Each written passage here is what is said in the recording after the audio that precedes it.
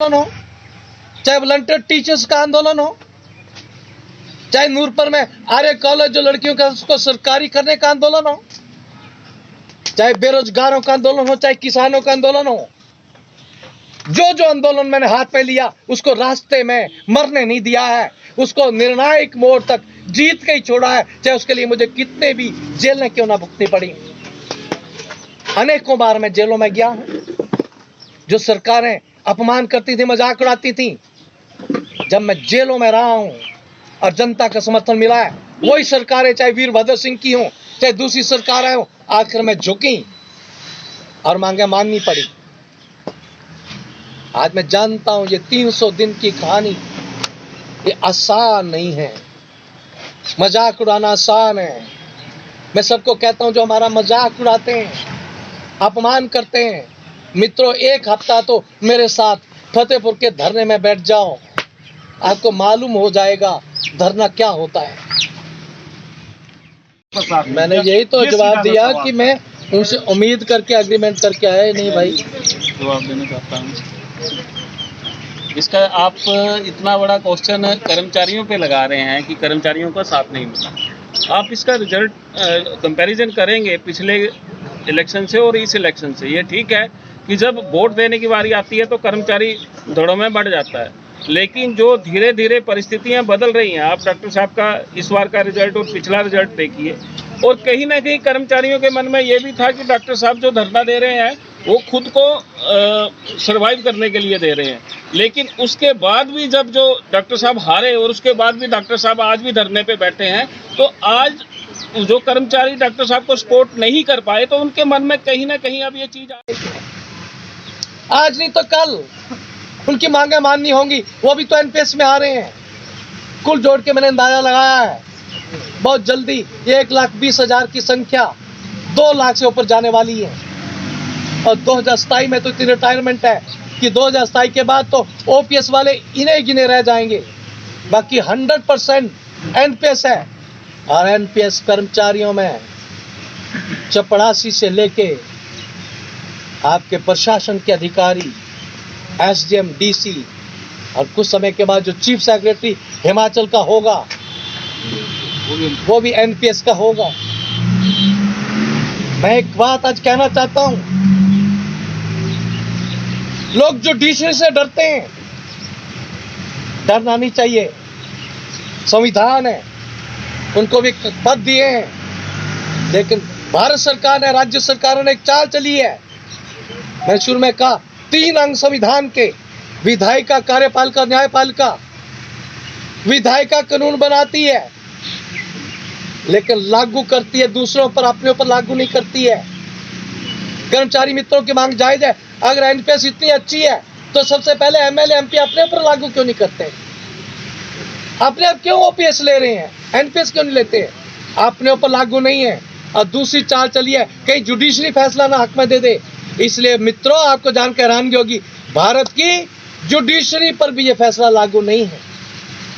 कानून बनाने वाले और न्याय देने वाले दोनों ओपीएस का आनंद ले रहे हैं। जुडिशरी सुआ मोटो एक्शन लेती है। आज मैं भारत के माननीय मुख्य न्यायाधीश से भी अपील करता हूं, अगर आप सचमुच न्याय देना चाहते हैं, चलती हुई एप्लीकेशन उठा करके आप कोर्ट में केस लगाते हैं, कि आपको नजर नहीं आ रहा है हिंदुस्तान का 1 करोड़ कर्मचारी अधिकारी, ये कार्यपालिका, ये रीढ़ की हड्डी, आपको लग नहीं रहा है अन्याय हो रहा है? क्या आप स्वमोटो डायरेक्शन नहीं दे सकते हैं भारत सरकार को?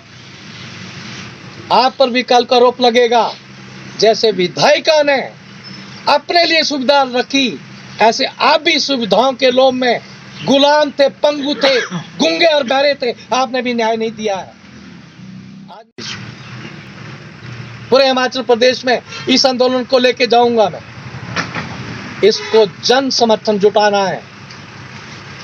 अब ये आंदोलन केवल कर्मचारी आंदोलन नहीं होगा, अब हिमाचल का ये जन आंदोलन होगा, और इतना जबरदस्त जन आंदोलन चलाऊंगा कि या तो ओपीएस होगी, नहीं तो सरकार भी हम चलने नहीं देगी। सरकार ने वो हमारा मूड देखा नहीं अभी। इसके लिए हम कल से लेके इस काम में जुटेंगे। 25 जनवरी से 25 जनवरी 2022 से पूरे प्रदेश के अंदर जनसंपर्क शुरू किया जाएगा। मैं और मेरे सारे साथी प्रदेश के सारे जिलों में, सारे विधानसभा क्षेत्रों में जाएंगे, जनसंपर्क करेंगे, जनमानस को समझाएंगे और उनसे समर्थन में हस्ताक्षर लेंगे। लाखों हस्ताक्षर लेंगे, लाखों हस्ताक्षर। 1 महीना कम से कम हस्ताक्षर अभियान चलेगा और हस्ताक्षर अभियान के बाद अगला कार्यक्रम क्या होगा ये मैं फरवरी मास में ऐलान करूंगा। अभी केवल जन समर्थन, जन आंदोलन, जन जागरण और हस्ताक्षर अभियान, इसकी आज मैं घोषणा कर रहा हूं। आज मेरे साथ हमारे सारे कर्मचारी दोस्त आए हैं। मनहास जी हमारे क्रांतिकारी नेता हैं, जिला कांगड़ा के माननीय अध्यक्ष हैं। सुनील जरियाल जी हमारे जिला चंबा के अध्यक्ष हैं। सौरभ जी हमारे जिला के आपका अगर सगा भाई भी एमएलए, मिनिस्टर, मुख्यमंत्री हो तो रिटायरमेंट के बाद जब घर लौटोगे तो घर का खर्चा चलाने के लिए वो आपको पैसे नहीं देने वाला है। MLA, MP, ex MLA, x MP ईमानदारी से अगर इस मुद्दे के साथ है, जो पेंशन अपनी पेंशन छोड़े राजीव शांत की तरह, और जो वेतन लेते हैं कम से कम आधा वेतन छोड़ दें, कुछ कष्ट उठाओ, पता लगे आप पेंशन भी नहीं छोड़ना चाहते, सैलरी भी नहीं छोड़ना चाहते, आवाज भी नहीं उठाना चाहते, तो इसका मतलब आप ओपीएस के विरोधी हैं। वो कोई भी हो, किसी पार्टी का हो। हमारी सरकार आएगी तो हम ओपीएस लागू करेंगे। एक नेता ने तो कहा ओपीएस लागू करने के लिए अगर हेलीकॉप्टर भी बेचने पड़ेंगे तो बेच देंगे। मैं उस मित्र को कहना चाहता हूं, मेरे दोस्त, ये 2003 से लागू 2006 में की किसने थी? 2006 में वीरभद्र सिंह जी ने की थी, और वीरभद्र सिंह की सरकार उसके 2003 के बाद 2 बार हिमाचल में हो चुकी। 2 बार आप मिनिस्टर रह लिए उनके साथ। जब आप अपने आका के साथ मिनिस्टर थे तब क्यों नहीं आपने ओपीएस लागू की? आप कोई नई सरकार बनाओगे। और बीजेपी वाले क्या बोलते हैं? मित्रों, मैं प्रदेश के कर्मचारियों को खास तौर पर कहना चाहता हूं, गलती से उम्मीद मत रखना बीजेपी और कांग्रेस से। अगर थोड़ा भी आप बुद्धि रखते हैं, राजनीतिक चुनाव हो रहे हैं 5 राज्यों में, बीजेपी की जान यूपी के अंदर है और कांग्रेस की जान पंजाब के अंदर है। पंजाब में कांग्रेस चली गई तो देश में कांग्रेस बुरी तरह से आगे चली जाएगी, और यूपी में बीजेपी चली गई तो बीजेपी खत्म हो जाएगी। इससे बड़ा राजनीतिक दबाव, राजनीतिक रिस्क इन दोनों दलों पर नहीं था। अगर उन्हें ओपीएस लागू करनी होती तो यूपी में योगी महाराज कर देते। यूपी में अगर सरकार बनाने के लिए ओपीएस का महत्व समझते ये, तो देश के आदरणीय प्रधानमंत्री सारे देश में लागू कर देते। और पंजाब में कांग्रेस चन्नी रेत बजरी के रूल बदल दिए, हर चीज बदल दी है, तो क्या ओपीएस नहीं लागू होती थी?